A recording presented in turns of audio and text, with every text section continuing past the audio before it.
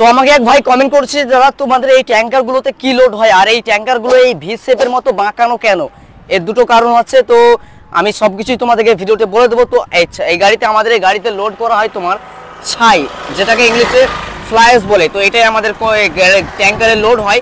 আর এই ট্যাঙ্কারটায় ভি শেপের মতো কেন বাঁকানো আছে, এটাও একটা প্রশ্ন। খুব ভালো প্রশ্ন করেছো ভাইজান। তো তোমাদেরকে বোঝাই, এটা ভি শেপের মতো আকার দেওয়ার কারণ হচ্ছে যে এটা লোড খালি হয় গাড়িটা হাওয়ার প্রেসারে। তো এই পাইপ দিয়ে এখানে ফুল প্রেসারে হাওয়া ঢোকানো হয়। তো হাওয়া ঢোকানোর ফলে এই দুই দিক দিয়ে পেছন থেকে এবং সামনে থেকে হাওয়ার প্রেসার দেওয়া হয়। দুই দিক থেকে যখন প্রেসার দেওয়া হয় আর এই দিকটা ধরো ভি শেপের মতো আছে, এই দিকটা খাল হয়ে আছে। তো এইখান দিয়ে যে মালের ভেলটা রয়েছে এর নিচে দিয়ে মালটা বেরিয়ে যায় আর একটা পাইপ দিয়ে, অন্য পাইপ দিয়ে। এই কারণে এটাকে ভি শেপের মতো আকার দেওয়া হয়েছে, যাতে মালটা খালি করতে সুবিধা হয় আর খালিটা খুব তাড়াতাড়ি হয়ে যায়। তো আশা করছি বোঝাতে পারলাম।